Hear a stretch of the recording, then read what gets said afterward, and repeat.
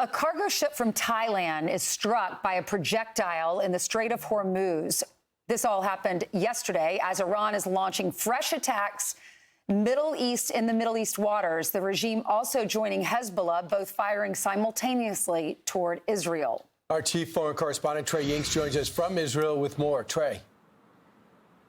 Yeah, hey, Brian, good morning. 2 tankers off the coast of Iraq in the Persian Gulf were hit by the Iranians overnight. Some dramatic video showing these tankers on fire as the crews were reportedly evacuated with 1 person killed. This is taking place as the Iranians are using what's left of their navy to try and target vessels in the Persian Gulf and put pressure as this war continues. We know that CENTCOM is going after many of the vessels that the Iranians have left in their navy, but they're still able to get off some of these attacks. Also further south in Oman, the Iranians used a drone to hit an oil storage facility. This is the largest in their country. Flames rising from that storage facility just yesterday. Again, the Iranians going after many of these locations, but President Trump speaking out about the oil markets, saying this. And my administration, as you know better than anybody, is also working to keep the oil flowing. It's flowing all over. We knocked out, they want to drop some mines, very friendly people, mines, so boats blow up. And we knocked out as of, every hour I have to change because they knock them out so fast. I've never seen anything. Think of it. They knocked out 54 ships in 2 days, and they're real ships.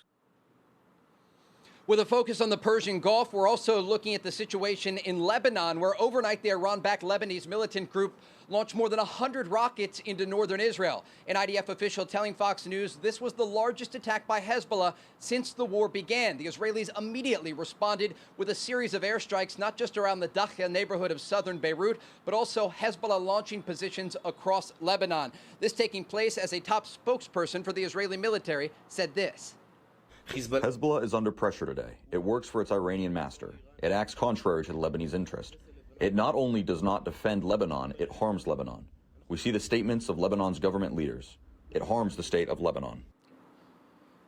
We have some video of those strikes the Israelis conducted in the minutes after that rocket barrage that targeted northern Israel, injuring at least 2 people. You can see in these videos here, they are launching extensive airstrikes across Lebanon, not just in Beirut. What was interesting, guys, overnight is that this rocket fire came from very close to the Israeli border, an area where there were Israeli ground troops just a few months ago. And so this is an indication that Hezbollah has been able to push some of their terrorists further south of the Litani River and launch more attacks against Israel. We expect intense airstrikes to target Beirut in the hours ahead. As the Israelis say today, they are targeting positions in Iran and also Lebanon.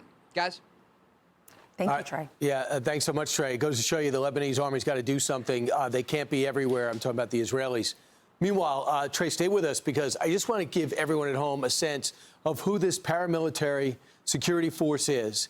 Dressed in plain clothes, oftentimes on motorcycle. They're called the Basij. And this paramilitary group has headquarters, we think, roughly based here. The red marks are the places that we've actually attacked. And this is what I think is directly related to Prime Minister Netanyahu, Israelis too, coming out and saying, get ready to take back your country. You can't do it when you have this police force amongst you who are sitting there with force and with guns who are going to shoot you if you protest. They're the ones who pile up the bodies in the streets of people when they want to just have a say in their government and they're upset they can't get any water or their currency is worthless.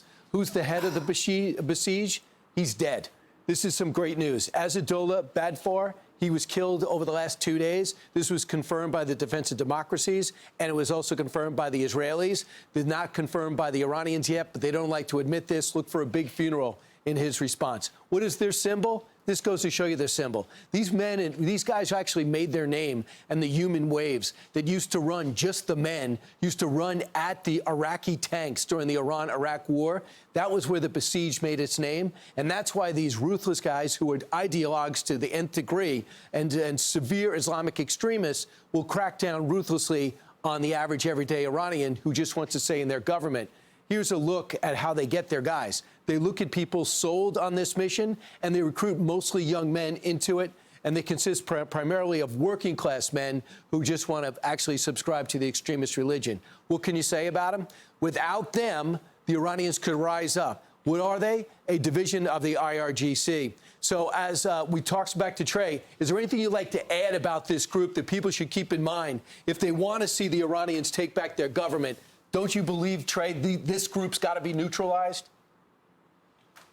Yeah, Brian, this is a really important part of the story that we are covering on the ground in Iran. When you look at Iran's IRGC, it's made up of 5 separate branches. We know about the Quds forces, President Trump ordering that targeted strike against Qasem Soleimani back in 2020. We know about their air force and ground forces. It's the Basij forces, though, one of the branches that is responsible for the crackdown on protesters in Iran. One of the reasons that Operation Epic Fury began.